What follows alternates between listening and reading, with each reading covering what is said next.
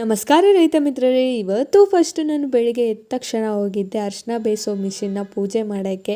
So ಏನಪ್ಪ ಅಂದರೆ ನಮ್ಮದಿನ್ನೂ ಅರಿಶಿನ ತೋಡಾಗಿಲ್ಲ. ನಮ್ಮ ಚಿಕ್ಕಪ್ಪ ಅವ್ರದ್ದು ಮುಗೀತು ಅರಿಶಿನ ತೋಡಿ. ಸರಿ ಆಯಿತು, ಅವ್ರದ್ದು ಬೇಯಿಸೋಕ್ಕೆ ಮಿಷಿನ್ನ ಕರೆಸಿದ್ರು, ಅದಕ್ಕೆ ಪೂಜೆ ಮಾಡಬೇಕಲ್ಲ ಅಂತ ಹೇಳ್ಬಿಟ್ಟು ಅದಾದಮೇಲೆ ಹೋಗಿ ಪೂಜೆ ಬಂದ್ವಿ.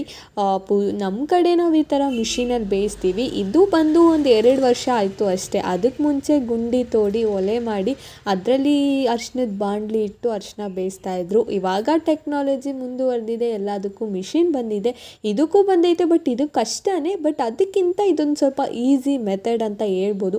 ನಿಮ್ಮ ಕಡೆ ನೀವು ಅರಿಶಿನ ಬೆಳಿತೀರಾ ಮತ್ತು ಯಾವ ಥರ ಬೇಯಿಸ್ತೀರಾ ಅಂತ ಮರೀದೆ ಕಮೆಂಟ್ ಮಾಡಿ. ಒಬ್ಬೊಬ್ಬರು ಹಸಿ ಅರಿಶಿನ ಕೊಟ್ಬಿಡ್ತಾರೆ, ಒಬ್ಬೊಬ್ಬರು ಬೇಯಿಸಿ ಪಾಲಿಷ್ ಮಾಡದೆ ಅನ್ಪಾಲಿಷ್ ಮಾಡ್ತಾರೆ. ಸೊ ನಿಮಗೆ ಅರಿಶಿನದ ಬಗ್ಗೆ ಇನ್ಫಾರ್ಮೇಷನ್ ಬೇಕು ಅಂದರೆ ಕಮೆಂಟ್ ಮಾಡಿ, ಖಂಡಿತ ಅರಿಶಿನದ ಬಗ್ಗೆ ಎಲ್ಲ ಇನ್ಫಾರ್ಮೇಷನ್ ಕೊಡ್ತೀನಿ.